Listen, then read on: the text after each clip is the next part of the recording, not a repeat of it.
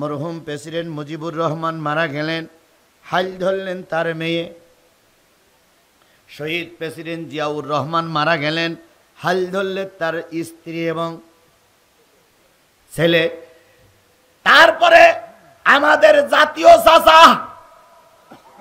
এরশাদ চাচা মরে গেল। মনে করা হয়েছিল বংশে কোনো লোক নাই, দল টিকাই রাখার মতন কোনো লোক নাই, চিরবন্দা। এরশাদ চাচার স্ত্রী জায়গায় চলে আসলো।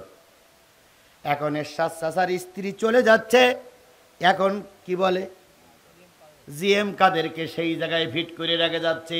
তাহলে একজন চলে যায় আর একজন জায়গা দখল করে। বাংলাদেশ জামাত ইসলামীর কিছু নেতাদের যখন ফাঁসি হয়েছিল, কিছু লোক বগল দৌড়াইছিল আর আনন্দ করেছিল আর বলেছিল এ দল মনে হয় শেষ।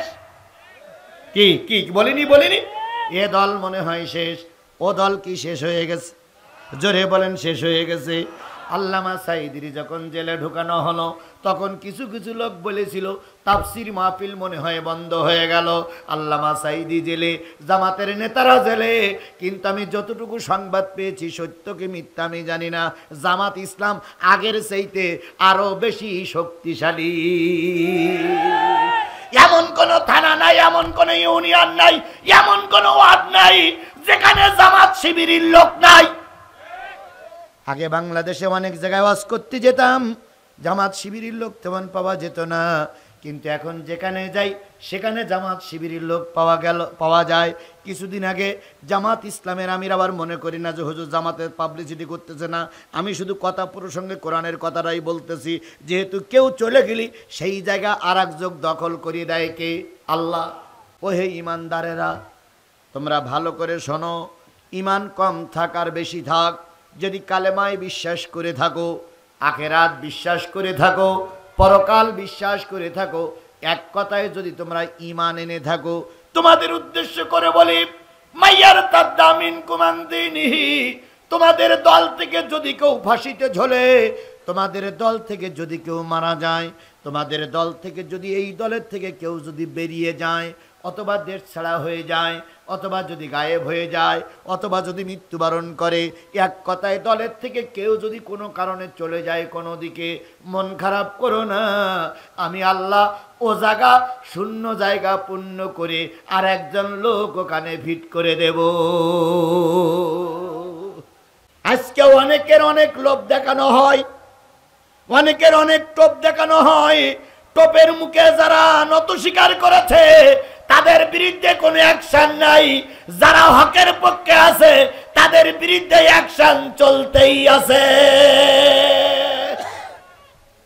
এটা নতুন কিছু না, অনেক পুরানো ইতিহাস। কথা বলেন ঠিক না বেঠিক? আপনি হকের কথা বলবেন, দেখবেন কিছু লোক আপনার শত্রু হয়ে যাবে। আপনি যদি সমাজের সঙ্গে তাল মিলাই চলেন, কিছু লোক আপনার শত্রু হবে না, সবাই আপনার বন্ধু হয়ে যাবে।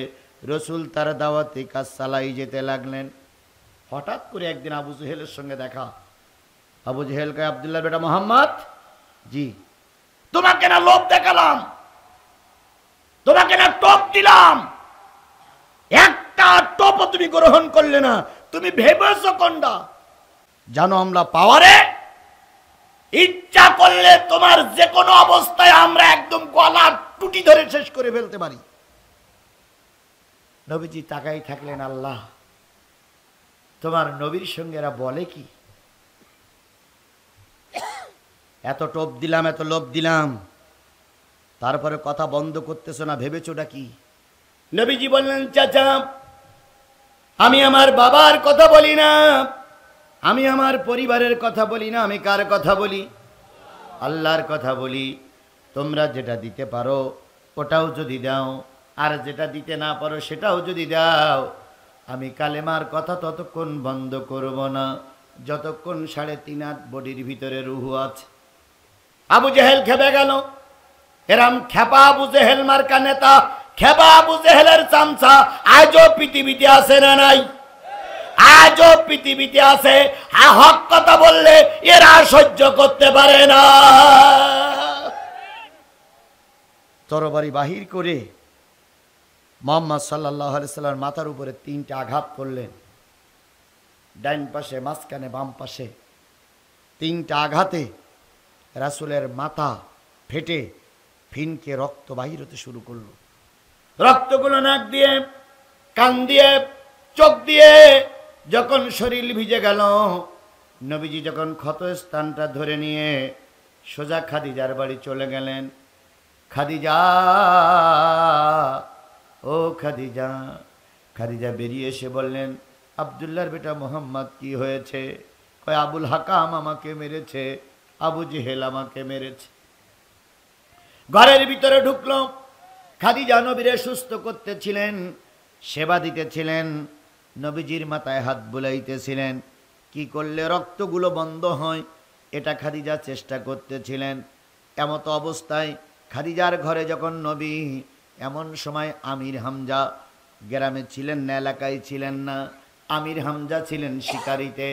আমির হামজা শিকার শেষে মক্কা নগরীতে ঢোকার পরপরেই মক্কার লোকেরা বলতেছে, শুনেছ তোমার ভাতিজারে একা পেয়ে আবু জেহেল মেরে মাথা ফাটাইয়ে দিয়েছে।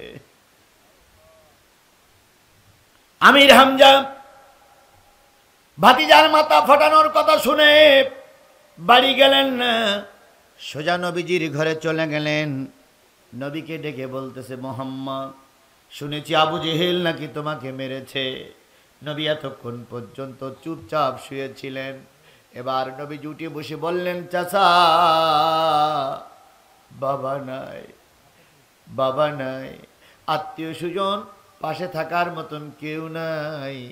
এই সুযোগ আবু জেহেল রাজপথে আমাকে তরবারি দিয়ে পিটাইছে। আমির হামজা বললেন, ভাতিজা একটু অপেক্ষা করো, প্রতিশোধ নিয়েই আসব। কি নিয়ে আসব?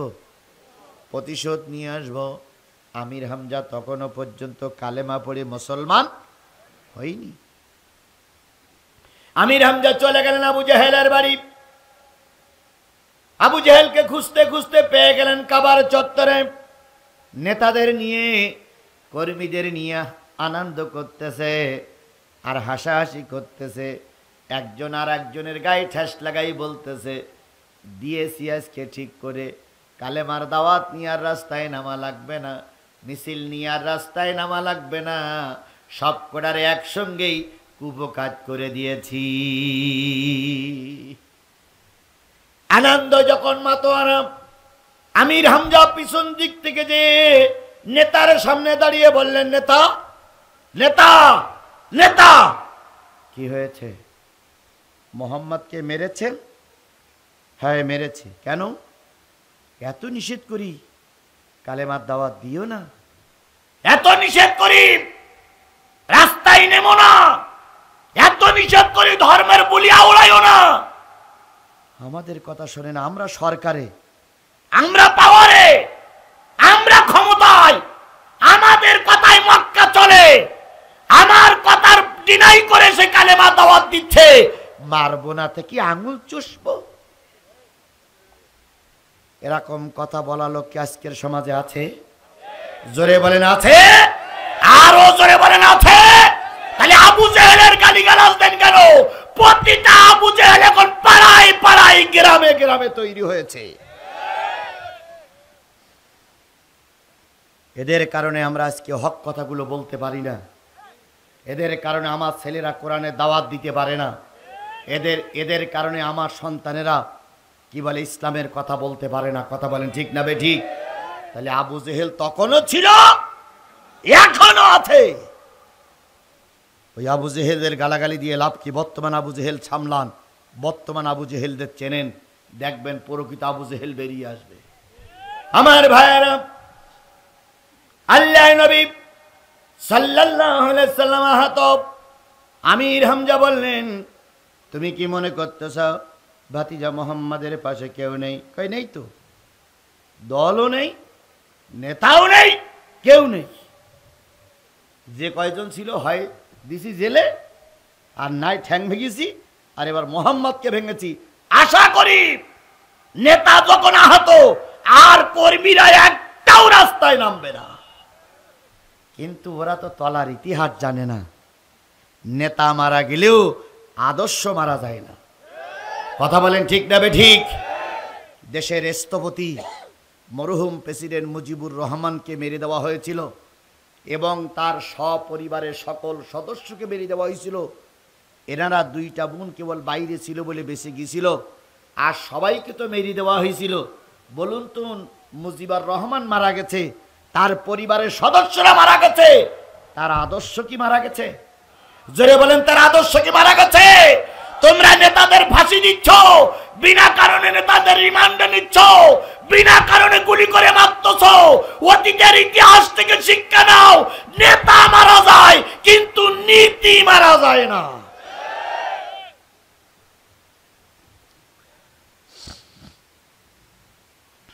আমার ভাইরা, আল্লাহ নবী সাল্লাল্লাহু আলাইহি ওয়াসাল্লামের চাচা আমির হামজা আবু জাহেলের সামনে দাঁড়ায় বললেন, নেতাজি ভুল করতেছ, একা একা পেয়ে তারে মারতেছ, কিন্তু একটা জিনিস মনে রেখো, চিরকাল কিন্তু কেউ একা থাকে না, চিরকাল কেউ।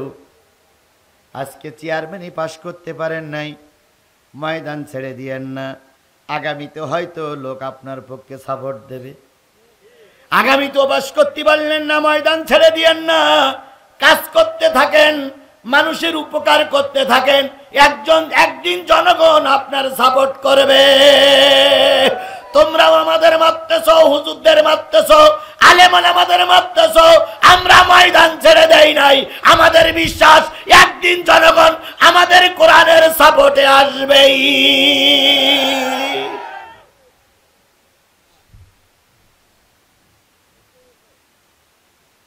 আমার সম্মানিত উপস্থিতি ভাইরা,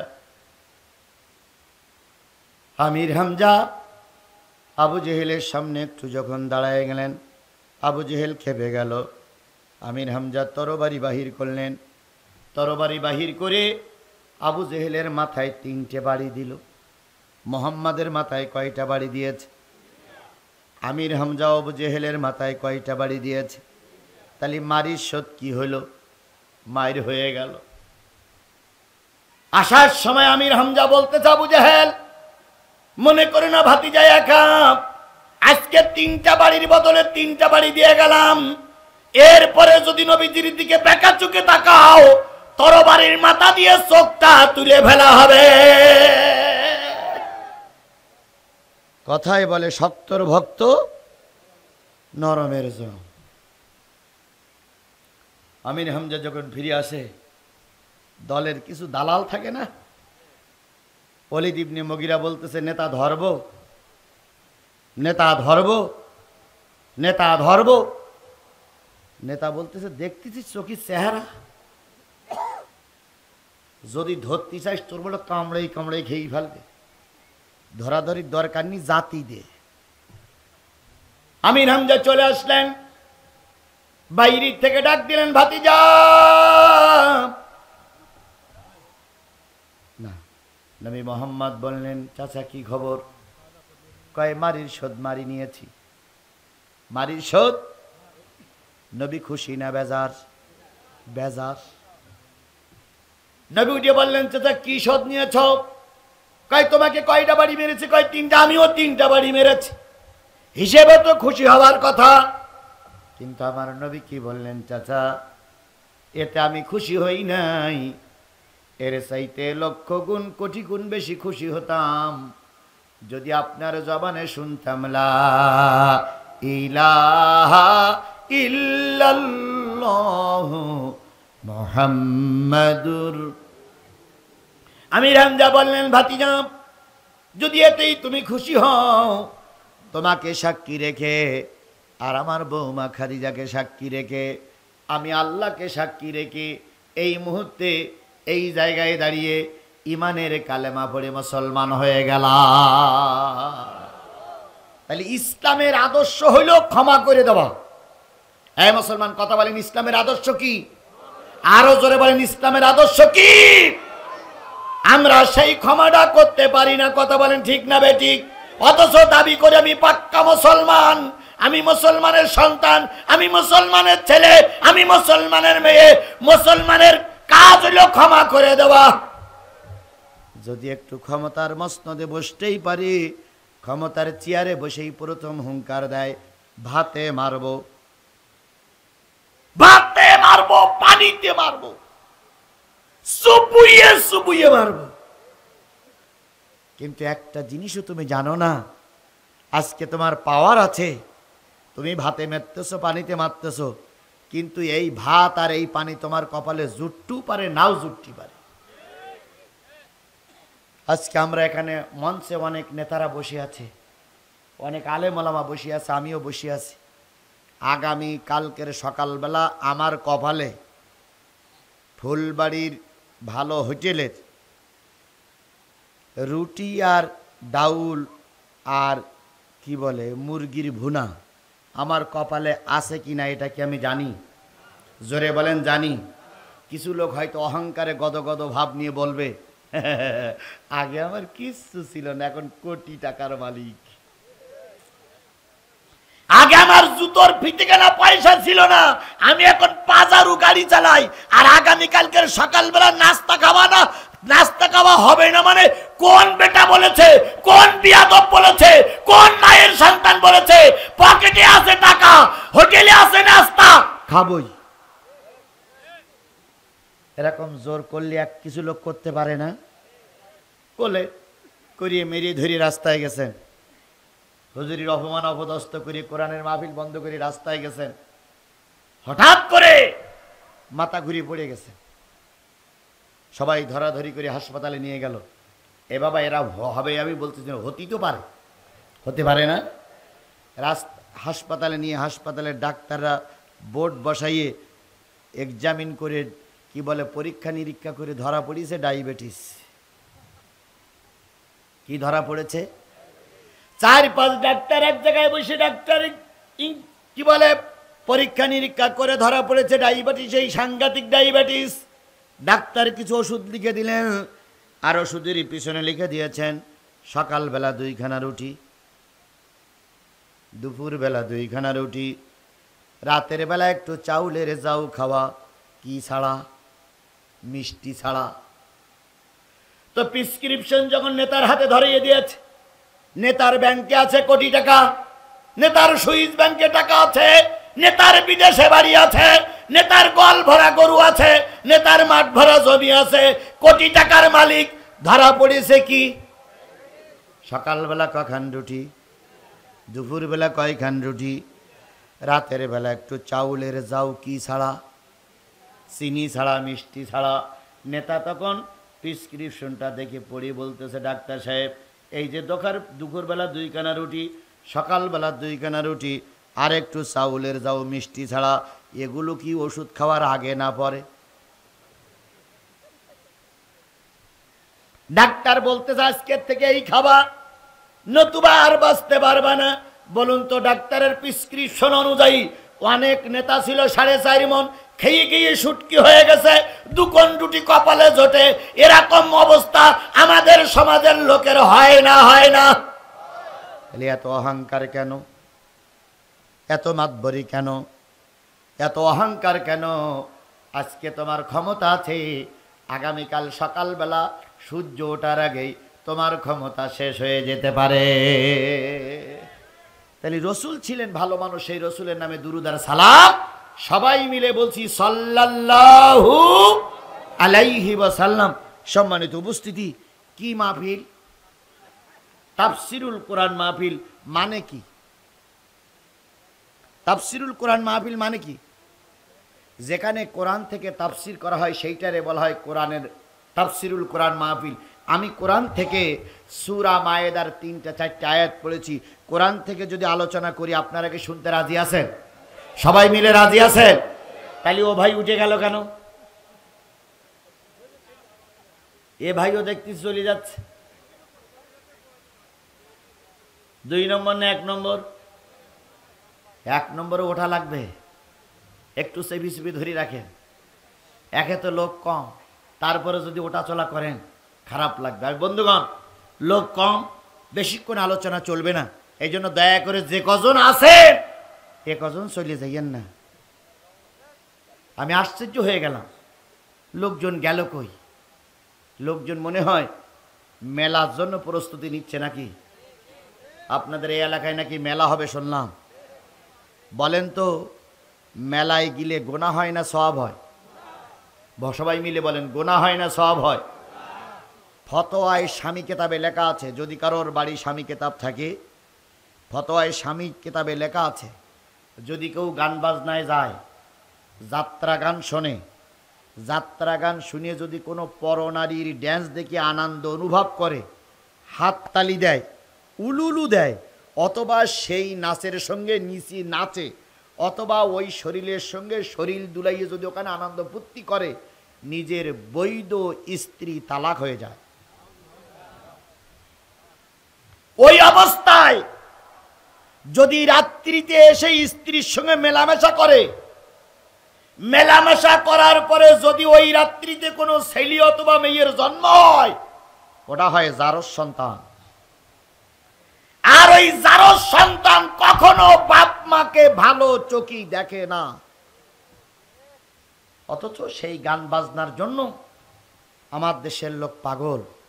অথচ কোরআনে একটা সেকেন্ডও যদি আপনি বসেন, প্রতিটা সেকেন্ডে সেকেন্ডে আপনার আমল নামায় নেকি বা সওয়াব লেখা হচ্ছে, অথচ সেই নেকি বা সওয়াবের তালে মানুষ ব্যস্ত নেই।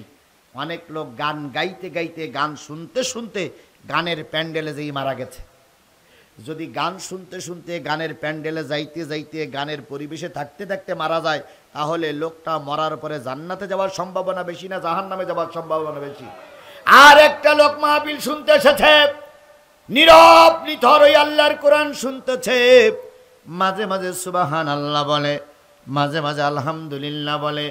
বলুন তো, এই লোকটা যদি মারা যায়, জান্নাতে যাওয়ার সম্ভাবনা বেশি না জাহান্নামে যাওয়ার সম্ভাবনা বেশি? তাহলে ভালো কাজ করলে জান্নাতে যাওয়া যায়, অথচ মুসলমানরা সেই কাজে আসে না। মুসলমানরা গান বাজনায় ব্যস্ত। আল্লাহ সবাইকে হেদায়েত দিক, আল্লাহ সবাইকে কবুল করুক, সকলে বলুন আমিন। তাহলে কিসের মাহফিল? যে কজন আছেন এই কজন বসেন। কিসের মাহফিল? কোরআনের তাফসীর মাহফিল। কোরআনের তাফসীরুল কোরআন মাহফিলে কোরআন থেকে আলোচনা হোক। সবাই কি চান? আল্লাহ বলতেছেন, ওয়াইদা কুরিয়াল কুরআন ফাসতামিউ লাহু ওয়ানসিতু লাআল্লাকুম তুরহামুন। যখন তোমাদের সামনে কোরআন পড়া হবে, কোরআনের আলোচনা করা হবে, এই আলোচনাগুলো নারী হও আর পুরুষ হও, চুপচাপ বসে বসে শোনো। চুপচাপ বসে বসে যদি শোনো, আশা করা যায় আল্লাহর রহমত তোমাদের উপরে নাজিল হবে। তাহলে যে ব্যক্তি কোরআন শরীফের আলোচনা চুপচাপ বসে বসে শোনে, তার উপরে কিসের রহমত? জোরে বলেন, কিসের রহমত? লাআল্লাকুম তুরহামুন। আশা করা যায় আল্লাহ রহমত দিয়ে তোমাদেরকে ভরপুর করে দিবেন। তাহলে যতক্ষণ কোরআন শুনবেন ততক্ষণ রহমত নাজিল হবে। আমাদের রহমতের দরকার আছে না নাই? আরো জোরে বলেন, আছে না নাই? অথচ দেখবেন কিছু মানুষ আসলে, কোরআনের মাহফিলে আসলে ব্যস্ত হয়ে পড়ে, মনে হয় যেন পায়খানায় চাপ দেশ, মনে হয় যেন আমাশার রোগী, এসে শুধু উসপিস করতেই থাকে, হুজুর হুজুর হুজুর হুজুর। কি হয়েছে? কয় তাড়াতাড়ি বাড়ি যাব। অথচ গানে যেয়ে, যাত্রায় যেয়ে 500 টাকা টিকিট, 400 টাকা টিকিট, ঢোকে 9টার সময়, গান শুরু হয় 12টার সময়, 3 ঘন্টা চোখ ওলট পালট করে তাকাই থাকলো। এরপরে সকালবেলা পর্যন্ত গান শুনে ও যখন বাড়ি যায়, মনে হয় যেন ওর ভিতরে মদ খেয়ে বেরিস। এই অবস্থা তোমার সারা রাত কেটে গেল, একটিবারের জন্য তোমার গায়ের ভিতরে জ্বালা চললো না। তাহলে বুঝতে হবে শয়তানের রক্ত তোমার ভিতরে আছে, মুসলমানের রক্ত তোমার শরীরের ভিতরে নাই। এই জন্য কোরআন তোমার ভালো লাগতেছে না। আর একটু সামনে যান, মেলা যখন হবে, প্রতিদিন পুলিশ পাহারা লাগবে না? লাগবে না? বুঝে শুনে বলেন, পুলিশ পাহারা লাগবে কি লাগবে না? 200-300 লোক মেলায় আসলো, পাহারা লাগলো। কারণ কখন জানি কোন মেয়ে কোন ছেলের হাত ধরে টানে, কোন ছেলে কোন মেয়ের হাত ধরে টানে। ডান্স দিতে যেয়ে কোন যুবক মঞ্চে যেয়ে ওই মহিলার ঠেসে ঠুসে ধরে। এই জন্য পুলিশ লাগবে, এই জন্য লোকজন লাগবে, লাঠিয়াল বাহিনী লাগবে। আমরা এতগুলো লোক কোরআনের মাহফিল শুনতেছি, একটাও পুলিশ আমাদের দরকার নাই। কারণ কারণ মুসলমান যারা হয় তারা শান্তি প্রিয়, তারা কখনো অশান্তি চায় না।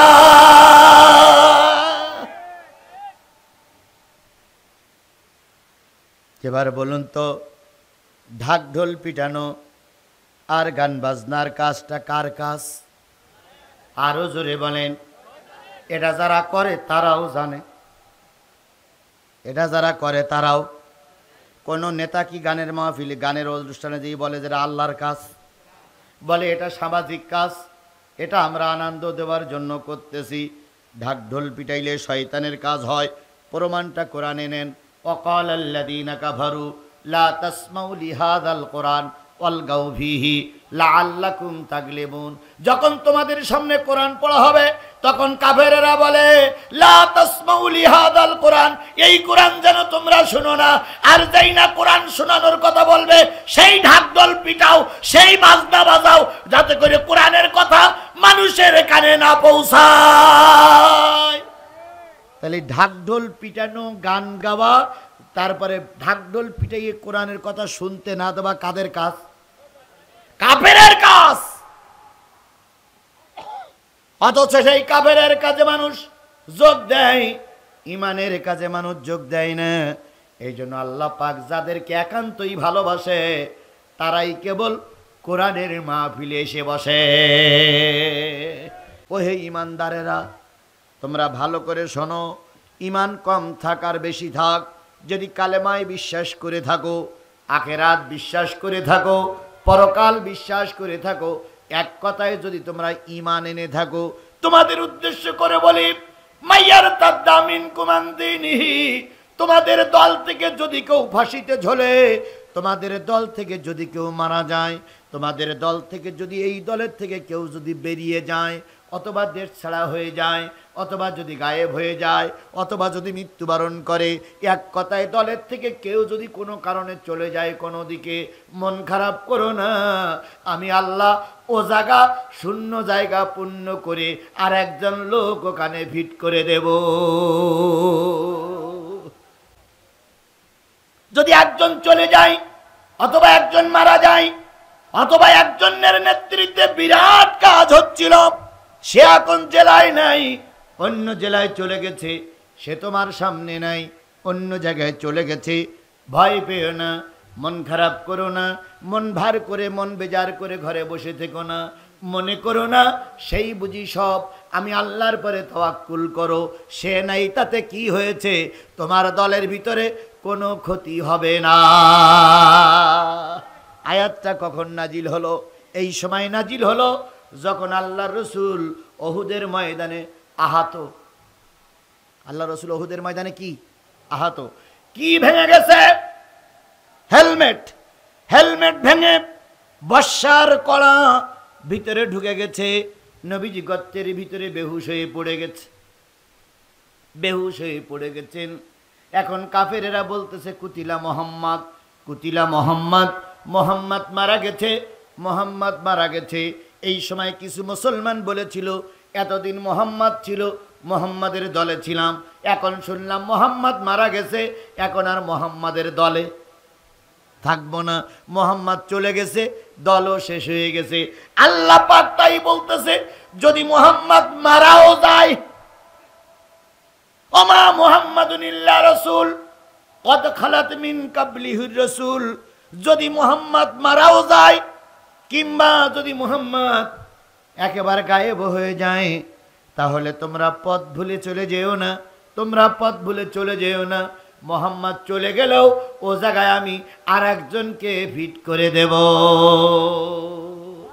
আজকেও দেখতেছি কিছু লোক যখন মারা যায়, কিছু নেতা যখন মারা যায়, কিছু নেতা যখন জেলে যায়, কিছু নেতা যখন আহত হয়, কিছু নেতা যখন আমাদের দল থেকে চলে যায় বা ইসলামী দল থেকে চলে যায়, ইসলাম থেকে চলে যায়, কর্মীরা মনে করলো বিপদে পড়ে গেছে।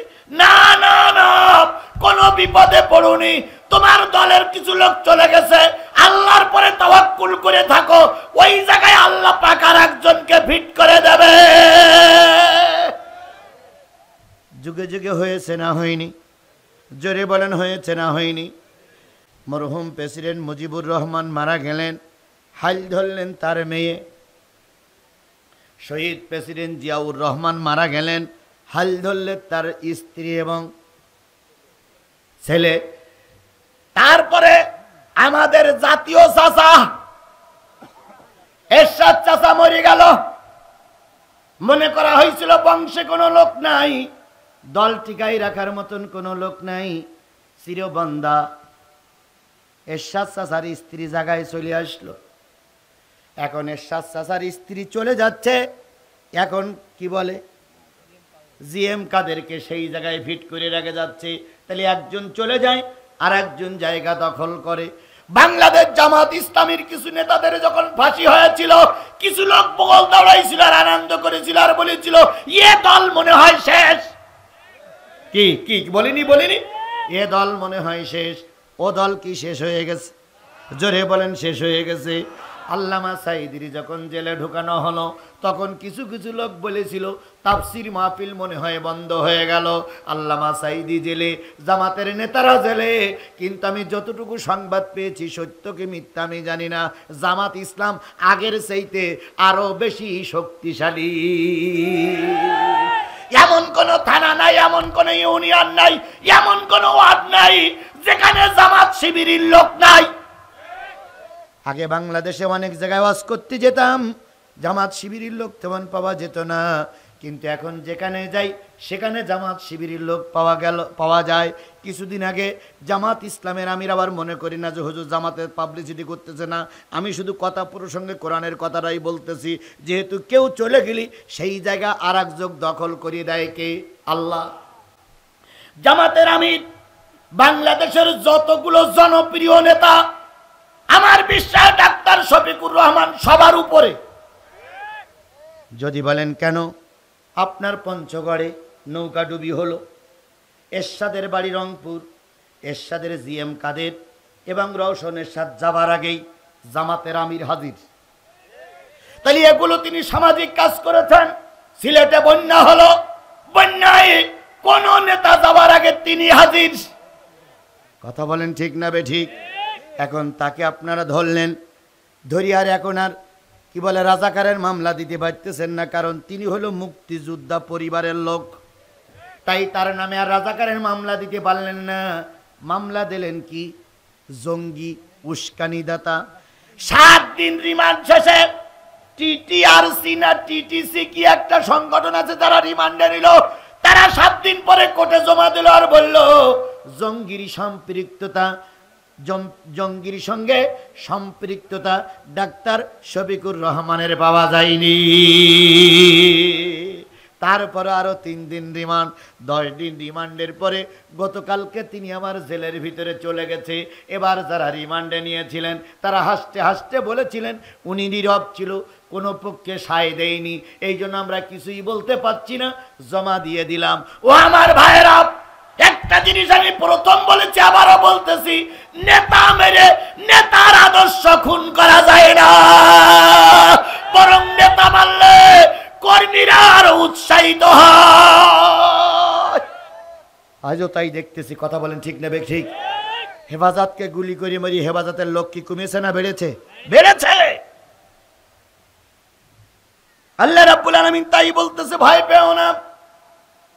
তোমাদের দলের থেকে কেউ যদি বেরিয়ে যায়, অথবা কারোর যদি মৃত্যু হয়, অথবা বিনা কারণে কারোর যদি ফাঁসি হয়, অথবা বিনা কারণে কেউ যদি দল করতে করতে বেরিয়ে যায়, মাইয়ার তাদ্দা মিনকুম আন দীনিহি, দিন মানে ধর্ম, দিন মানে জীবন ব্যবস্থা, দিন মানে রাষ্ট্র, রাষ্ট্রের থেকে কেউ যদি বেরিয়ে যায়, ধর্মের থেকে কেউ যদি বেরিয়ে যায়, দলের থেকে কেউ যদি বেরিয়ে যায়, চিন্তা করো না, ফাসাও পাইয়াতি আল্লাহ, অতি তাড়াতাড়ি একটা কওম, একটা জাতি, একটা গোষ্ঠীকে আল্লাহ পাক সেই জায়গায় ফিট করে দেবে। তাদের কাজ হবে ইউহিব্বুহুম ওয়া ইউহিব্বুনাহু, তারা আল্লাহরে ভালোবাসবে আর আল্লাহও তাদের ভালোবাসবে। সুবহানাল্লাহ বললেন না? তাহলে দায়িত্ব কার? আরো জোরে বলেন, দায়িত্ব কার? তোমার আমার দায়িত্ব ময়দানে থাকার, আর কোরআন টিকাই রাখার দায়িত্ব আমার আল্লাহর। এই প্রসঙ্গে রবীন্দ্রের একটা গান আমার বড় মনে পড়ে। রবীন্দ্রনাথ ঠাকুর, উনি একজন ব্রাহ্মণ ছিলেন, কিন্তু ওনার একটা গান আমার খুব ভালোই মনে পড়ে, বলবো বলবো? তোর ডাক শুনে কেউ না আসে তবে, কি এগুলো শোনেননি আপনারা? রবীন্দ্রসঙ্গীত। ডাক শুনে কেউ না আসে তবে একলা চলো রে, তবে একলা চলো রে, তবে একলা চলো রে।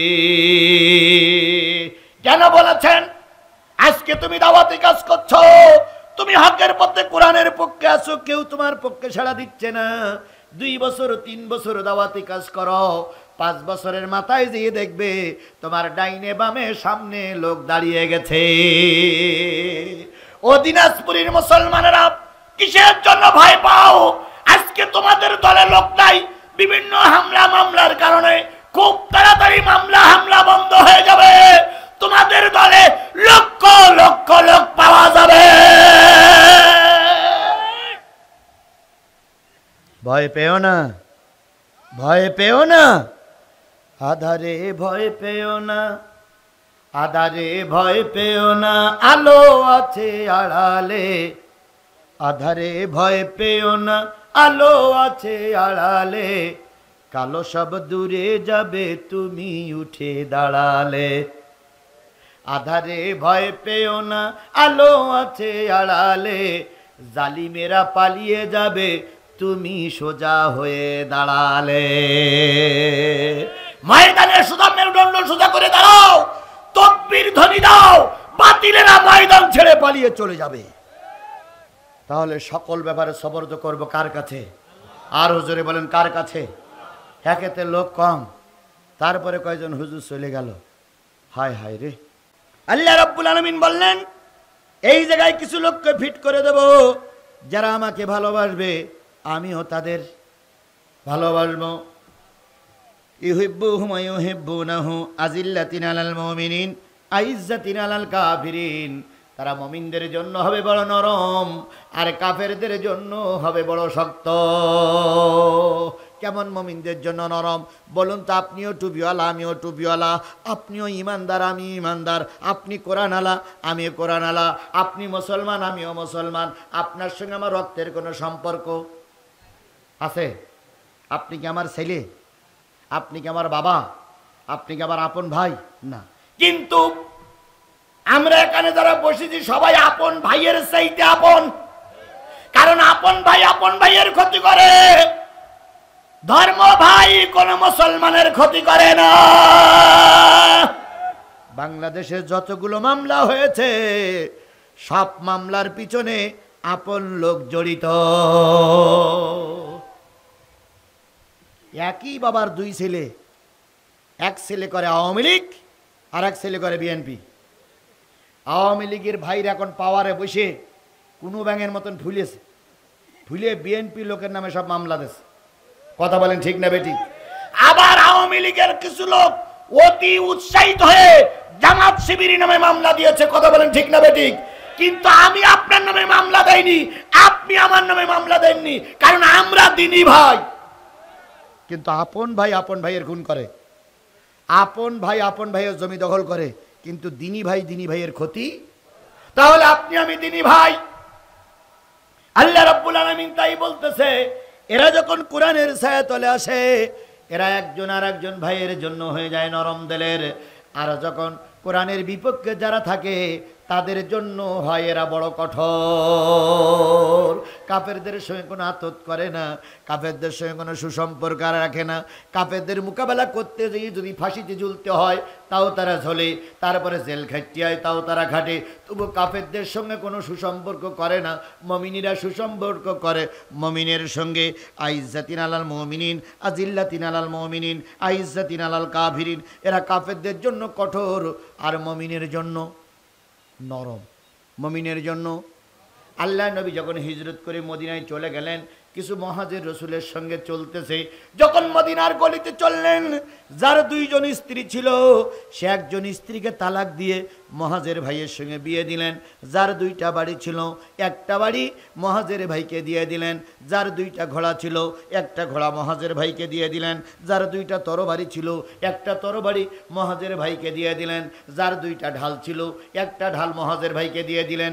যার 2টা খেজুর বাগান ছিল, একটা বাগান মহাজের ভাইকে দিয়ে দিলেন। এর নাম হচ্ছে মমিনের সঙ্গে মমিনের বন্ধুত্ব। কথা বলেন ঠিক না বেঠিক? ওই একই অবস্থায় আবু জেহেল যখন ঘাড় উঁচু করে ঠ্যাং উঁচু করে যুদ্ধ করতে গেল মদিনায়, মদিনার মানুষেরা এমন পিটান দিয়েছে, কাল্লা রেখে তারপরে মদিনায় আসতে হয়েছে। একই মুসলমান, একই মানুষ, একই মদিনার মানুষ, কারোর জন্য ঘর ছেড়ে দিয়েছে আর কারোর কাল্লা আলাদা করেছে। তাহলে আপনারা আমরা দিনী ভাই, আপনারা আমরা কি ভাই? জোরে বলেন কি ভাই? এখানে বসে আছি, যদি কোনো বিপদ আপদ হয় আমরা এক ভাই আর এক ভাইকে এখান থেকে সাথে করে নিয়ে চলে যাব। এই জন্য তো আমরা জীবনের ঝুঁকি নিয়ে বসে আছি। কথা বলেন ঠিক না বেঠিক? আর কাফেরেরা নিজের আখেরাত গোছায়, পরকালের চিন্তা তারা করে না। এই জন্য মমিন ব্যক্তি, মমিনের ভাই, ইউজাহিদুনা ফি সাবিলিল্লাহ, আর এই মমিন ব্যক্তিগুলো আল্লাহর দিন কায়েমের জন্য চেষ্টা করতে থাকে। ওয়ালা ইয়াখাফুনা লাউমাতা লাইমিন, যখন এই কাজ করতে যায় পিছনে কত লোক নিন্দা করে, পরনিন্দুকের নিন্দার ভয় তাদের দিলে থাকে না, কারণ তারা ময়দানে কার হুকুম চালু করতে চায়। আমরাও যদি মুসলমান হই, কে কি বললো না শোনার সময় নাই। আমার টার্গেট হবে আল্লাহর কোরআন দিয়ে সমাজ পরিচালিত হোক। আমার টার্গেট হলো আল্লাহর কোরআন দিয়ে দেশ চলুক। আমার টার্গেট হলো আল্লাহর কোরআন দিয়ে জাতীয় সংসদ চলুক। আমার প্রধানমন্ত্রী 10 বারের মতন নেত্রী কি বলে সভাপতি নির্বাচিত হয়েছে। আমরা দোয়া করি, যেহেতু গণতান্ত্রিক দেশে একজন 10 বার সভাপতি হওয়াটা ঠিক না, তারপরও আপনি হয়ে গেছেন, আরও 10 বার আপনি বেঁচে থাকেন, আরও 10 বার আপনি সভাপতি হন, দেশ আপনারা চালান, আমাদের দুঃখ নাই। তবে দয়া করে কোরআনের গায়ে হাত দিয়েন না, দয়া করে কোরআনের মাহফিলগুলো বন্ধ করেন না, দয়া করে আলেম ওলামাদের রক্ত ঝরাইয়েন না, আলেম ওলামাদের চোখের পানি ঝরাইয়েন না। ওরা জেলখানায় বসে যে কান্না কান্দে, প্রতিটা পানি গজব হয়ে নাজিল হবে। ঠিক পাচ্ছেন না? এখন ছাগল যখন রাস্তায় চলে তখন সব সবুজ দেখে, আর কারোর চোখে কালো চশমা থাকবি, দুনিয়া সব কি দেখা যায়? কালো দেখা যায়। কিন্তু চশমা খুললেই দেখা যাবে কালো না ধলো। আজকে আপনাদের চোখে কালো চশমা, আজকে দুনিয়ার অবস্থা দেখে আপনারা কাউকে গুনতেছেন না, কিন্তু এমন একটা সময় আসবে পালানোর জন্য ইঁদুরের গর্ত পর্যন্ত খুঁজে পাবেন না।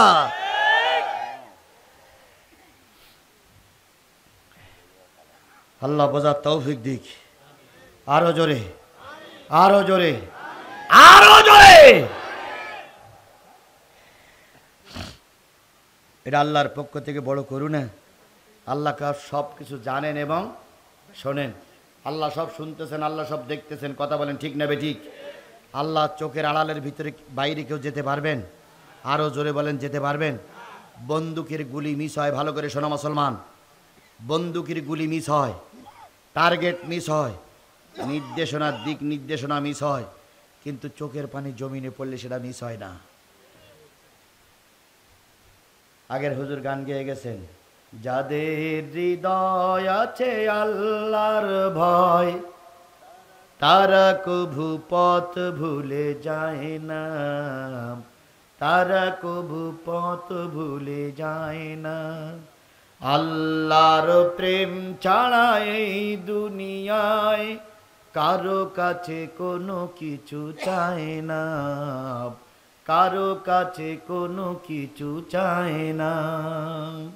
রাতের আধারে যারা সেজদাতে রয়, দু চোখের অশ্রুতে নদী যেন বয়, ছলনার হাত চানি যতই আসুক, ছলনার হাত চানি যতই আসুক, পিছনে ফিরেও তাকায় না। যাদের হৃদয় আছে আল্লাহর ভয়, তারা কভু পথ ভুলে যায় না, তারা কভু পথ ভুলে যায় না। তাহলে সকল ক্ষেত্রে কাকে আমরা রব মানব? আমার পথের পরিচালনার জন্য রসুলকে আমরা নেতা মানব। তাহলে রসুলকে যদি নেতা মানি, তাহলে কোরআন হলো আমার সব, হাদিস হলো আমার সব। কথা বলেন ঠিক না বেঠিক? কোরআন হাদিস মেনে চলবো। আসুন পরবর্তী আয়াতে যাই। ইন্নামা ওয়ালিয়ুকুমুল্লাহ ওয়া রাসূলুহু ওয়াল্লাযীনা আমানু আল্লাযীনা ইয়াকিমুনাস সালাতা ওয়া ইউতুনাজ যাকাতা ওয়া হুম রাকিউন। ভালো করে বোঝো। এবার কিন্তু শিক্ষায় চলে যাচ্ছি। মায়েরা বোঝেন, বাবারা বোঝেন, সকলে বোঝেন। আল্লাহ বলতেছেন, নিশ্চয়ই তোমাদের অভিভাবক হলো আল্লাহ, নিশ্চয়ই তোমাদের নেতা হলো রসুল, নিশ্চয়ই তোমার সঙ্গী সাথী হলো ইমানদার। তাহলে আপনার আমার সঙ্গী সাথী কি হবে? ইমানদার।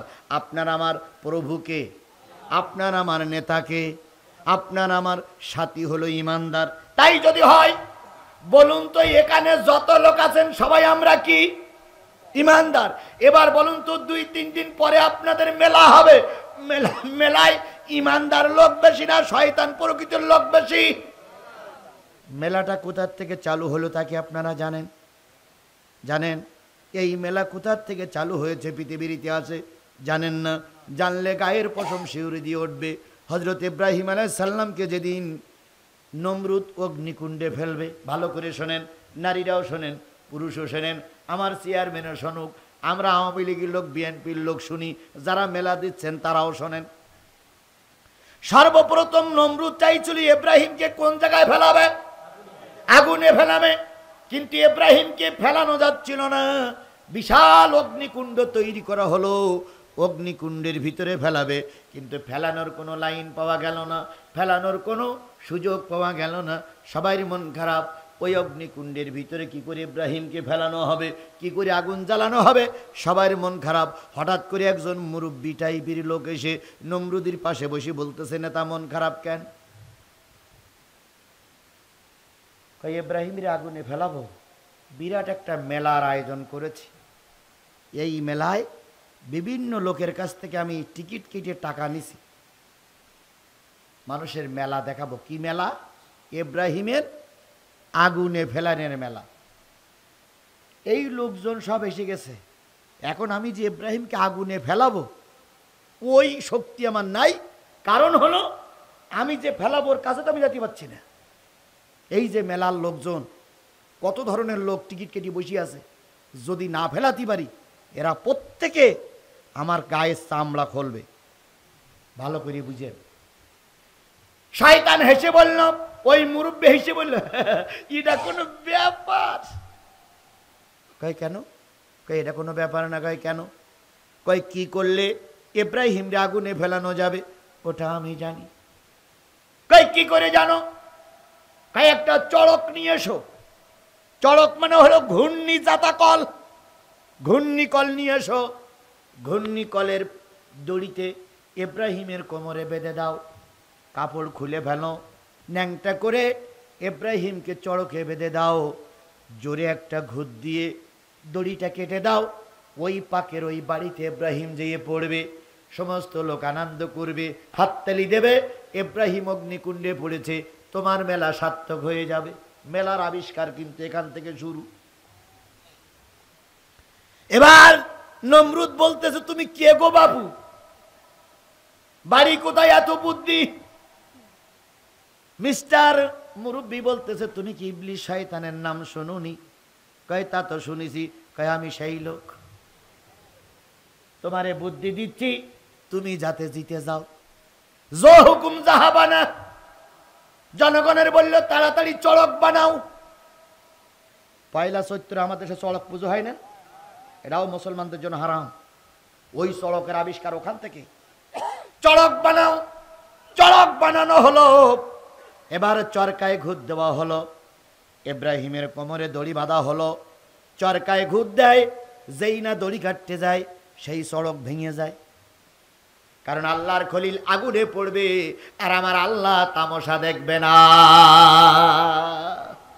চড়ক ভেঙে যায়, দড়িও আর ঘোরে না, ইব্রাহিম আর পড়ে না। নমরুদ তখন বলল, মুরব্বী তোমারে খুব সম্মান করেছিলাম, কিন্তু কাজ তো হয় না।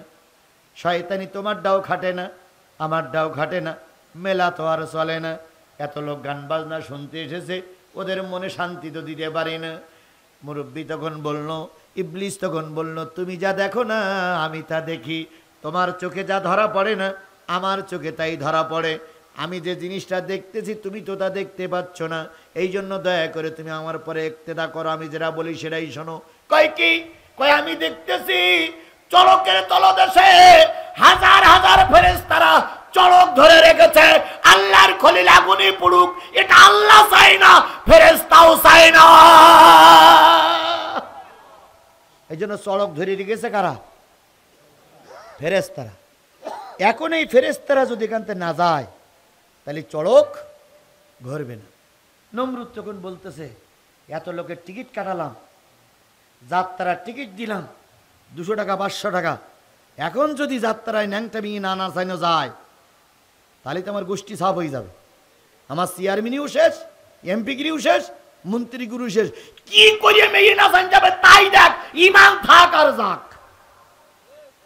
যদি সব নেতারা সাপোর্ট না করতো আল্লাহর কসম এই মেলা হতো না। কিন্তু আমাদের দেশের নেতারাই এই মেলার পক্ষে।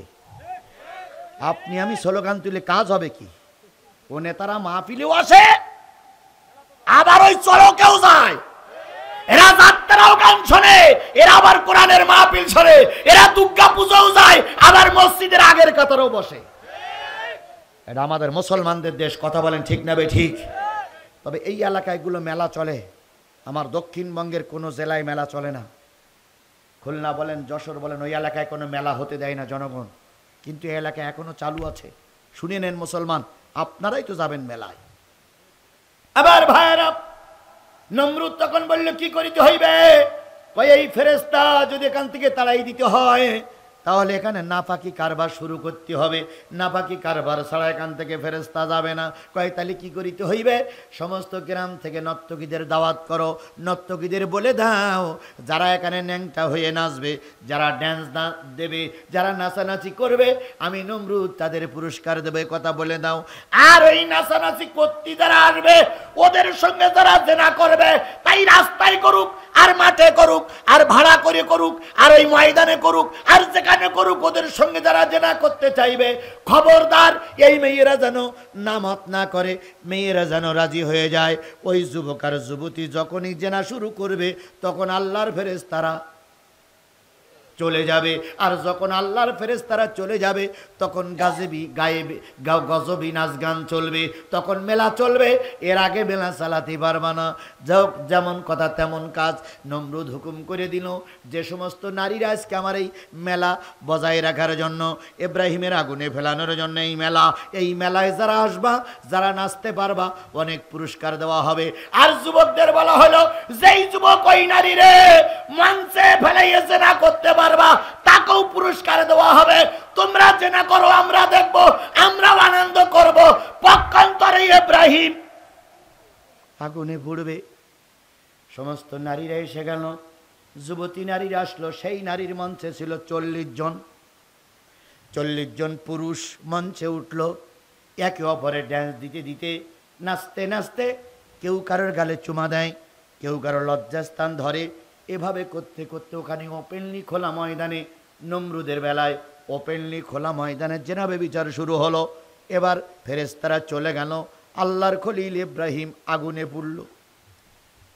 আগুনে যখন পড়ে আল্লাহ বলে দিলেন, কুলনা ইয়া নারু কুনি বারদান ওয়া সালামান আলা ইব্রাহিম, আমার ইব্রাহিমের জন্য শীতল হয়ে যাও, ঠান্ডা হয়ে যাও, কোনো কষ্ট দিও না। 40 দিন পরে ইব্রাহিম বেরিয়ে আসলেন। এবার ইব্রাহিম পাওয়ার পেলেন। এবার শেষ কথা বলে আমি আয়াতটা শেষ করে দেই। ইব্রাহিম আলাইহিস সালাম পাওয়ার পেয়ে বললেন, আমাকে অগ্নিকুণ্ডে ফেলার জন্য মেলায় যারা জেনা ব্যভিচারী করেছিল, মেলায় যারা যাত্রা দিয়েছিল, মেলায় যারা ড্যান্স দিয়েছিল, ওই ড্যান্সে যেই মেয়েরা নেচেছিল আর ওই মেয়েদের সঙ্গে যারা জেনা করেছিল ওদের সব ডেকে নিয়ে এসো। ডেকে আনা হলো। ওদের প্রত্যেকের, ওই নারী আর পুরুষ যারা ইব্রাহিমকে আগুনে ফেলানোর জন্য নাচ গান করেছিল, মেলা করেছিল, আনন্দ করেছিল, ওদের কপালে একটা টিপ দিল। ঠোঁটে একটা লাল রং লাগাই দিল, দিয়ে বলল এটাই হলো ওই সমস্ত বেশ্যা নারী আর বেশ্যা পুরুষদের চিহ্ন, যাদের ঠোঁটে দাগ, ঠোঁটে লাল থাকবে, কপালে টিপ চিহ্ন দেওয়া থাকবে। মনে করবা এই নারী আর এই পুরুষ ইব্রাহিমকে আগুনে ফেলানোর জন্য তারা নাচ গান করেছিল, আনন্দ করেছিল।